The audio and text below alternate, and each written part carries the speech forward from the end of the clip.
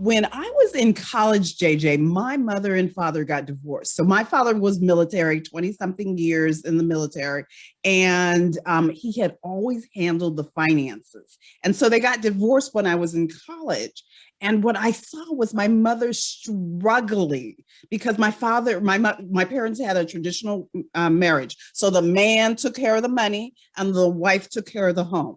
But the problem with that, of course, JJ, and you know this, is the fact that if Prince Charming becomes less charming and you have to do it on your own, you got to learn all the stuff that they used to take care of. It's exactly what you were talking about in terms of you're learning to be an executor. All of a sudden, you've got this new language, these new responsibilities, these new things that you have to do, and you're having to do it like on a dime, and you aren't prepared for it. And it could just be, and I just saw my mother struggle, and I said to myself, at the time, I wasn't even thinking about personal finance at the time, but at the time I was like, I don't ever want to go through that. Mm-hmm, mm-hmm. And I bet you've got people in your audience who are sitting there going, oh yeah, I remember when my mother went through it, when my father went through it, when my sister went through it, when my auntie went through it. They know somebody who has been through it and they've seen them struggle. And the reason I decided to reach out to you and be part of the summit was because I had seen it in my practice. Mm-hmm. Women just struggling because they don't know anything about this topic. Mm-hmm, mm-hmm. And it's my highest grossing category of clients that I work one-on-one with. I do primarily public speaking and primarily online teaching, but of those people that I work one-on-one, it's divorce or death of a family member. And it was the husband who managed everything. And it can be debilitating, whether or not your spouse has money.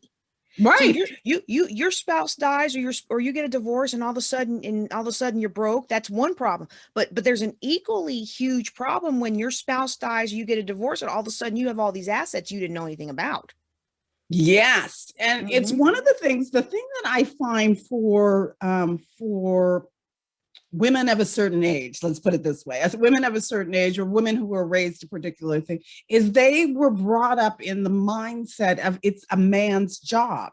So it wasn't even their job to know anything about the finances. They might write checks, they might have their own bank accounts, they might even have their own jobs, but they would take their money, give it to the husband and have him manage it. Now, the reality is, and you know this, JJ, is the fact that in the United States, we're not taught how to manage money. So it doesn't matter whether you're a man or a woman. Many times we haven't been taught, because one of the things that I find to be true is, and tell me if this was true in your house, we had a no talk rule as far as money. We did not talk about money in our house. My parents actually, whenever there was a discussion about money, it was always behind closed doors, loud voices. You can kind of indistinctly hear what was going on. That was kind of how it was. We had a no talk rule. You didn't know how much your mom and dad made. You didn't know, you can see them writing checks, but you didn't know how much the checks were for. I mean, all of these things you just didn't know anything about when I was growing up. And my mother, who had a partner who handled all that, who was good at it. I mean, he was good at it, but she just didn't have to be concerned about that until she enough of her own stuff to be concerned about. Yeah, raising us knuckleheaded kids, making sure we don't get in any trouble. Right. Well, we didn't have a no talk rule. The only thing I ever heard about money growing up is we don't have money for that. Got it. Okay. Yeah, that's the other side of it. So there may be the no talk rule, or we don't talk about money in our house, or through their actions or their either through their actions or their words, they say, we're not going to talk about money. Even if the conversation, we're not going to talk about the money we're not going to address it. We're not going to address it. We're not going to talk about it. It's just like, there's this money thing out there. We all need it. Hopefully we have enough to do what we need to do. But if we don't, we're not going to talk about it any further. So when we're faced with these 5Ds, what would you recommend as a first step of addressing the situation? So I always talk. Or do we need to talk about them one by one? Are there some shared themes? How do you want to talk about it? Because I want to know everything. We don't Like, have I'm getting time ready to to talk about everything. downsize. I got struck by disease last year. A death. I mean, let's just prepare everybody. Do we want to take them one by one, or are there some common themes there? So I would say that there's some common things. And I would say that first and foremost, there is I want to call it between you and I, as financial professionals, I call it the head in the sand syndrome. And the head in the sand syndrome is we don't want to know anything about it. So we've got our head in the sand about what's going on. So let me tell you about a story. I had a client a while ago whose husband got laid off. And his job in their relationship was to pay for the mortgage. And so somehow he managed to still pay for the mortgage, even though he didn't have a job. And she didn't quite question why that was happening until it became a problem. And why it was a problem is she had an account where you could write a check on it. So he was depleting her retirement assets by writing checks to cover the mortgage rather than finding a job. I mean, crazy situation. So the head in the sand. So, I mean, if your husband's not working and he's still managing to pay the bills, that might be an opportunity for you to open a conversation with him about what is going on. How are you paying the thing? And she would have discovered much earlier in the process that he had been writing checks on her retirement account. Well, that speaks to the need to really pay attention to our finances, because I look at my situation and coming home from deployment and finding my house sold, my stuff thrown out, and all this debt to my name, over $800,000. And it was really easy for me to point fingers at my ex, and I kind of do a little bit to help get more speaking engagements, but the reality is if I'd have been more on top of my business, he wouldn't. A lot of that, maybe about 120 of that, was run up while I was overseas, well, not overseas, but while I was on a military trip. But the rest of that was run up right under my nose, and I just wasn't paying attention. And so how can someone start opening up that question if they're in a relationship and they haven't been paying attention to the finances up until now? What can they do to shift that? What are some, because sometimes, I know me, I'm direct. If I start asking my husband stuff, he starts getting offended, like, why does she think I'm wrong, right? So what are some ways to open up that conversation? Well, so there's the direct way, which is the way you and I would probably do it. And then there's the sneaky way to do it. So depending upon your perspective and your way of doing things, start opening up statements. So as my father and mother were, my father took a job in Germany. My mother had traveled behind my father for 20 something years in the military. And then they had an agreement that he wasn't going to take another job overseas without telling her. And then he did. So that was kind of the beginning of the end. And so when he moved to Germany, what she did is she just opened up the statements that she hadn't been paying attention to and made copies of all of the statements. So she knew what they had, but he didn't know that she had it because she had just done it because she was just like, there's something if anything happens, I should know. That's kind of where she was coming from. If something happens, I should know. So you've got to have those conversations. And sometimes it may mean having some sort of mediation between you. So it could be you and I working with them as a couple and opening up these conversations. Or it could be a counselor who you might bring into the relationship to just kind of talk about communication so that you can have a better sense. Because I actually met women who are afraid to have that conversation with their husband, which kind of goes back to my first point, which is the head in the sand thing. I was just like, just because you don't want to have the conversation doesn't mean this conversation doesn't need to be had. Exactly. So so you need to be in communication. You need to know what's going on. And the other thing that I think that I'm a big proponent for is woman's got to have her own money. you can't be all his money. I was just like, I grew up in a household where I realized that I had a fundamental belief that the man needed to bring home the money. And then because I was watching that as I was growing, and then you asked permission to get the money, right? And so I kind of, even as a young adult, one of the beliefs I had to break up for myself was that the man was supposed to provide, and then I'm supposed to ask my husband for money.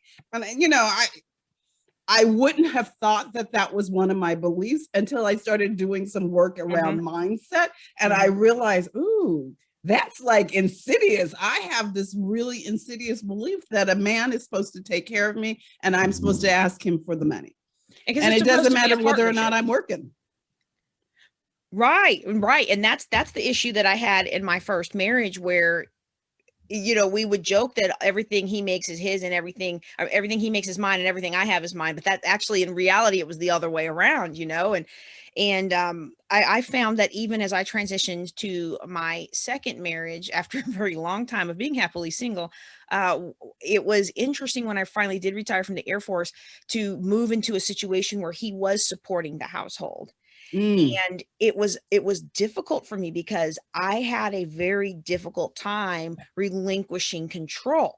And what it was a signal of, not that I was just the strong, independent woman that I've always been, but it was indicative of trust issues and control issues, because the way we have our finances set up at this point is he is in charge of he pays all the bills.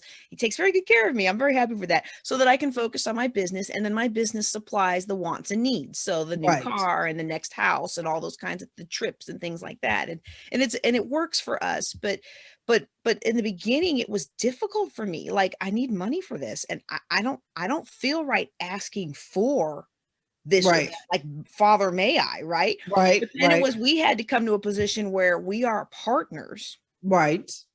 And this is what we're doing together. We're making, and it's sad. I've been teaching this stuff for 20 years. Yep. I understand. But I always had my own money.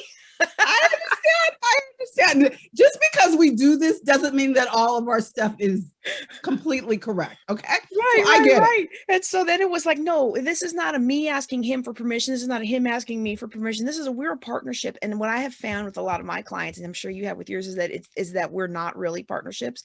And so that's one area that definitely needs to be addressed. Yes, for sure. Yes, it is. Because we have to know what we have, and we have to know what our partner has. We really should. Absolutely. And so then I think about, okay, one of your other 5Ds, man, it's like, I'm in a happy, good mood today because I'm excited to be talking about this, but none of these are happy topics, No. And I don't want anybody to think I'm making light of it, but it's like, okay, our foundation of life is we should know what we have. And that's the foundation you've given us. But when disability or disease strikes, let's talk a little bit about that. And I can be the poster child for how not to handle that. Okay, because I spent all of my savings. I had my big 6-month to 12-month savings account, and I spent all of it trying to keep my kid in private school and trying to maintain the semblance of life, instead of adjusting to the fact that this is my life now. And then all that money was gone, and I was like, I'm broke. I've been teaching people how to get out of debt for 20 something years, and I'm broke. Like, whoa. And so I said, okay, let's draw back.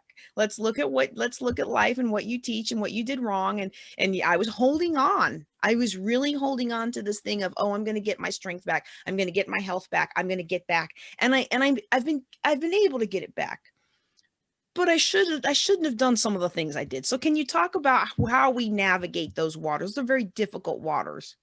Well, I think one of the things, and this is kind of universal, we as people oftentimes are really optimistic, very optimistic. We're going to be optimistic about our health and how quickly we're going to recover. We're going to be realistic. We're going to be optimistic about how quickly we're going to get a new job. We're going to be optimistic about all those things, because you don't really want to have a negative mindset when you're looking for a job or you're dealing with a disease or, breast cancer or something like that. You don't really want to have that. So we're optimistic, but we don't make any shifts in our finances to deal with that. Because the reality is, and it's easier for me to say as an outsider, it's probably going to take you a little bit longer than you were expecting to recover. And you may not come back quite as quick or as fast or as hard as you were able to before. And you need to make adjustments, and your finances need to make adjustments too. And so I understand that we want to keep our kids in private school and we don't want to change their lives. But I think that one of the disservices, and this is maybe back to my point about we don't talk about money, is having a conversation with your kid about, mommy is going through a tough time. I'm not able to make as much.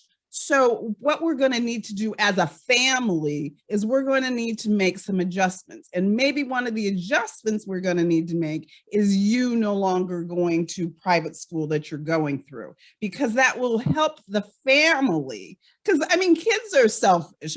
That's the reality. Kids are selfish. But if you help them understand why it helps the family, they're going to go along with it. They're going to go, oh, that makes a lot of sense.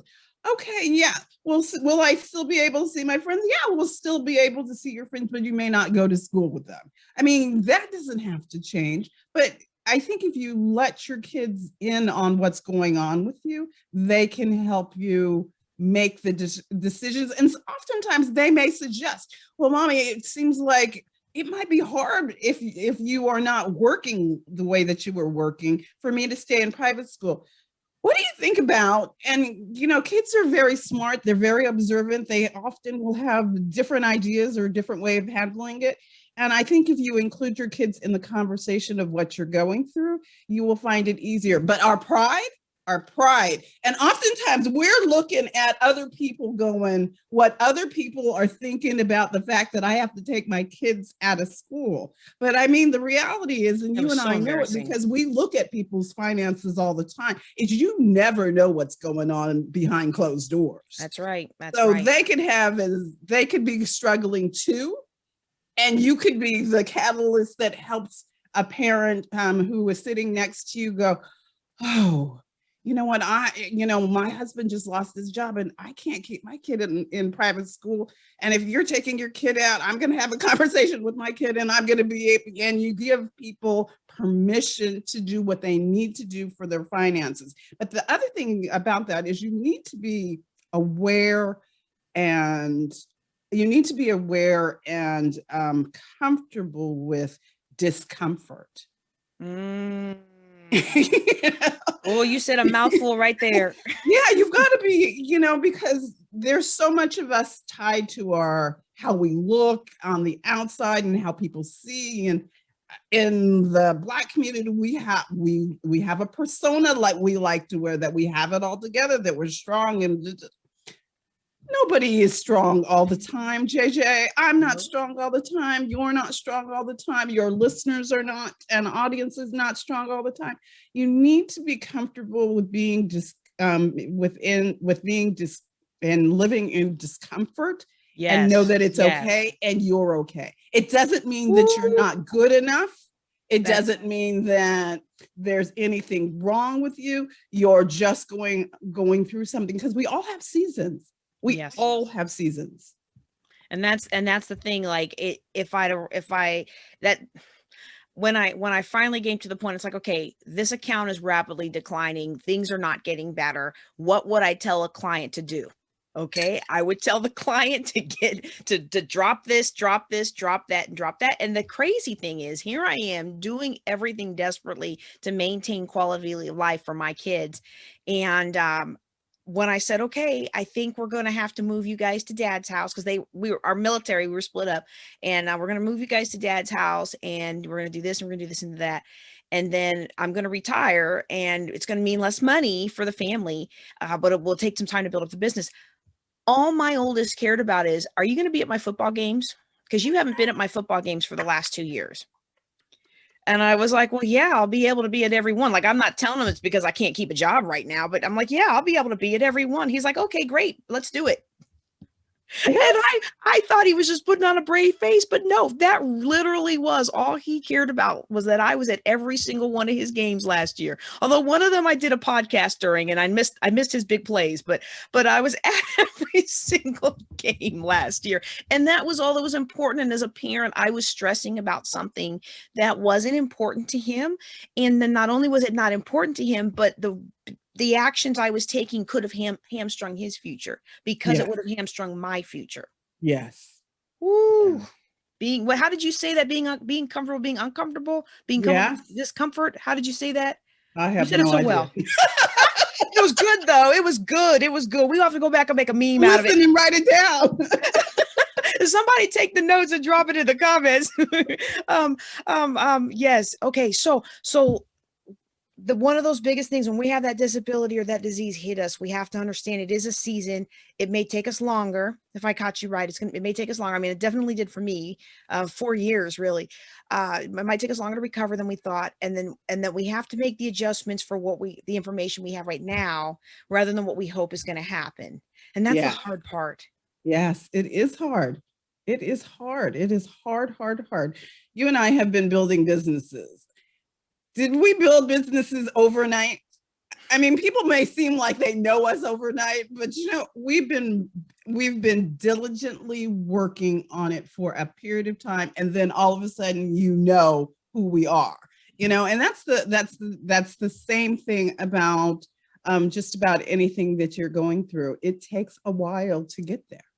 Yes, yes. And it definitely took me some time to recover. And I'm so thankful for the time to recover. And I'm thankful for making the course correction before I did what so many of my clients do, which is go into debt to solve Yeah. the problem. Because we just think that, okay, tomorrow everything will be better. And we want to believe that, like you said, I love the way you put that, how we want to be optimistic and we want to have a positive mindset. We also have to be realistic about what's going on. And that's something I have to work on myself. So let's talk about another one of your 5Ds, and that's downsizing. Mm. I 2 years ago, I wouldn't have thought that should be on the list. Okay. But I'm in this tiny house now where I share the bathroom with 3 guys, and my office with a toddler. And Okay. it's like the amount of loss that you feel, even though you made the right decision, there is still that loss when you see pictures of your old house or your old life or all that. And I know it's part of the seasons of life, but could you just talk a little bit about the whole downsizing thing, and how do we recover from that? Well, I'm actually using downsizing a little bit differently than you're thinking about it. I'm Oh, actually okay. meaning they say that you're being downsized out of your job. That's how I'm using Oh, that. okay. Because Okay. and it's completely the right time to talk about it given the season we're just in. So Yes, many yes. people lost their jobs, they lost their businesses, they lost all manner of things going through this pandemic. And so for them, it can be really devastating. And the thing to remember about being downsized is, first and foremost, I was talking to a woman by the name of Elizabeth White. I don't know if you ever saw her TED Talk, but she did a TED Talk and she talked about being downsized, and she had all the right credentials. So in your audience, my audience, we've gone to the right schools, we've gotten good jobs, we've done all those sorts of things. And so we've got all the boxes checked as Michelle Obama, what is that? But the thing is, we get to a certain age and we get downsized out of our positions.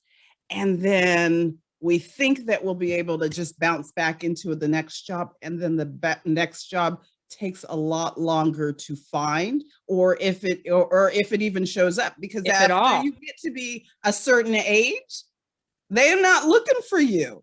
I mean, and the thing that I always think is interesting about this whole thing about ageism is, don't young people understand that they're going to get older too?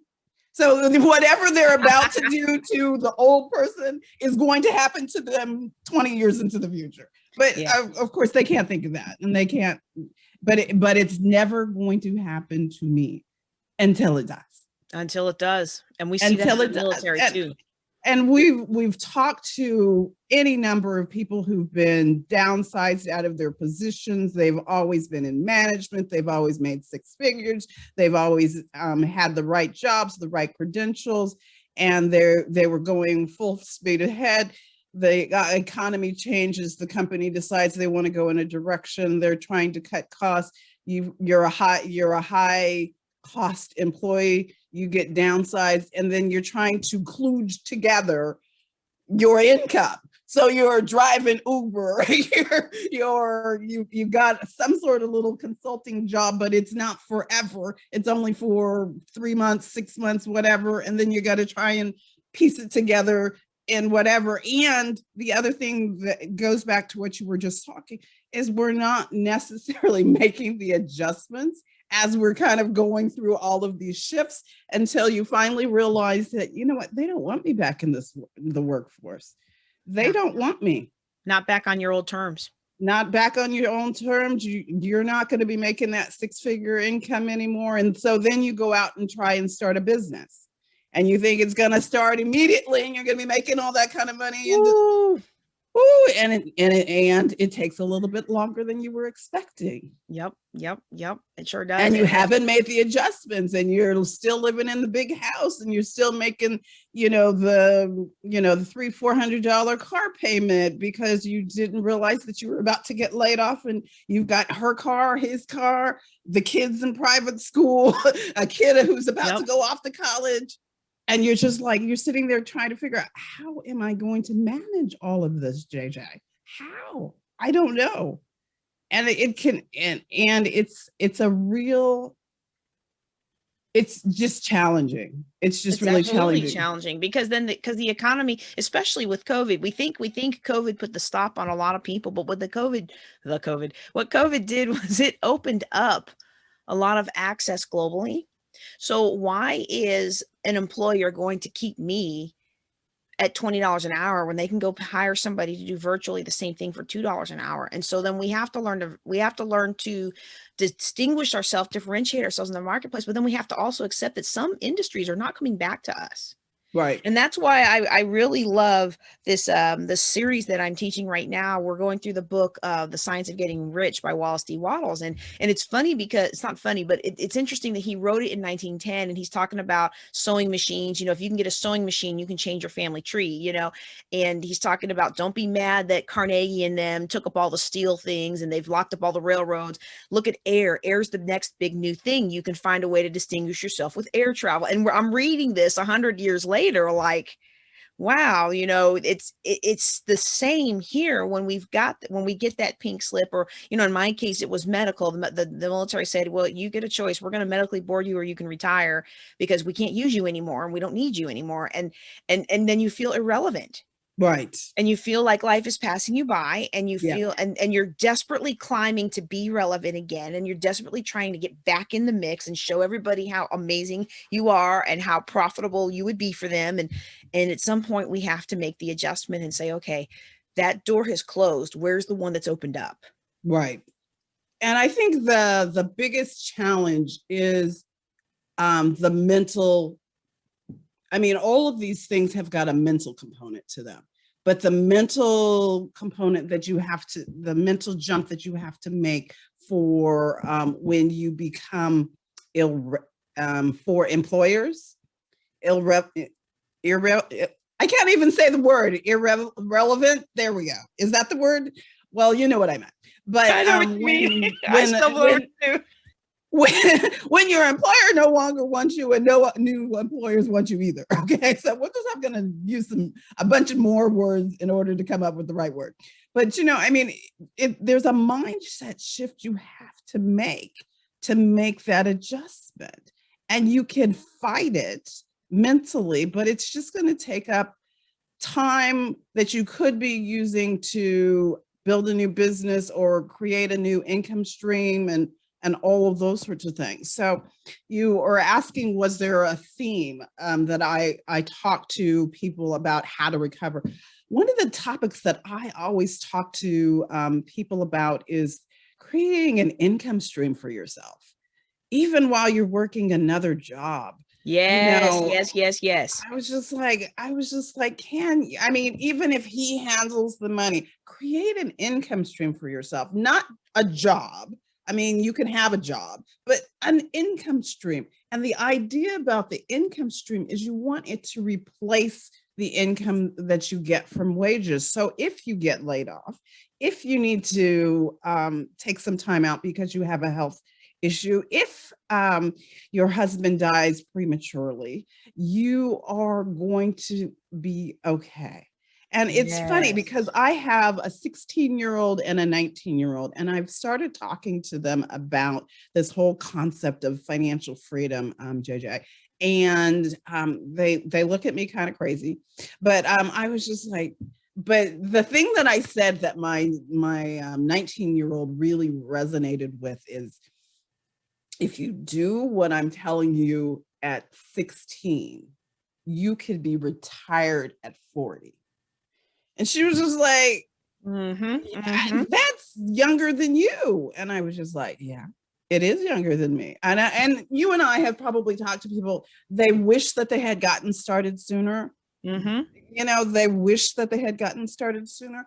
And but I say to my girls, I was just like, nobody wishes that they started later, and nobody wishes that they Right. hadn't put in as much money as they put in. They always wish they had put in more, and they always wish that they had gotten started sooner. And so that's really the key thing, is create an income stream for yourself and start as soon as possible. And the other thing is, on the other side of that, JJ, is I'd like to encourage and remind people is it's not too late. That's right. It's That's not right. too late. Yeah. I didn't know that. I felt like I am in my mid 30s. I'm divorced. I'm 800 something $1,000 in debt. Everything that I worked so hard for, scrimping and saving during college, investing in mutual funds, investing in all these other different things, not an IRA, but that I didn't know about back then, but all these different things that I did. And it was like, now my life is over. And I remember literally thinking, I'm 35 years old and I'm too old to remarry, and I'm too old to do this, and I'm too old to do that. And it was like, wait a second, no, it's never too late, especially with some of the things that an experienced financial planner can teach you. There are ways to build wealth ethically, repeatedly, and quickly, and you don't have to be in poverty all of your life. You don't have to live in scarcity. You can start today, no matter where you're starting from. Oh, you are speaking my language. I thought we were simpatico. I definitely thought we were. Okay, so let me ask you this, because and I've been avoiding the topic, but because it recently happened to my friend, and I've been thinking a lot about it in my life. What are some complexities in dealing with the death of a partner? So, it's not just the death of a partner, because I recently experienced the death of my father. Okay. So my father died last year, and he had his estate plan. So that's a good thing. He had his documents, trusts, all that, you know. But here's the thing that we've learned about this whole process is, because he had done stuff, we hadn't really checked it. So it was already done. So he had gotten his estate plan done, and we just kind of checked that box off. And so one of the things that I do when I work with my clients is I look to make sure that their beneficiary designations are on all of their documents. It wasn't for my father. Oh. So we're going through the probate process for his from his retirement assets unnecessarily, because we assumed it was done, that the beneficiary designations were done. And since we hadn't done it, we had to do that whole process. So that was one of the things that I learned as a financial planner. And because my parents, both sets of parents had gotten their estate planning done around the same time. So that made me go and talk to my mother and say, perhaps I goes, do you have yes, I have my estate planning documents. Well, when did you do them? 20 years ago. Well, perhaps it's time to update the estate planning documents. The other thing that we learned about the beneficiary designations is my oldest brother is the executor of my father's estate. And so it became a big thing for him. It's just like, this makes no sense. He shouldn't have done it, and I was just like, well, that's true. He shouldn't have done it. And perhaps we should have looked, but my father was an accountant. So I actually think that probably what happened was when one custodian bought a new custodian, that information just didn't pass. But we didn't have copies of the documents, so we couldn't prove it. Because if we had copies of the documents, we could have proved it and got it and fixed the whole problem. So what we found out is my brother, who had gotten divorced, had ex-wife on a couple of his things.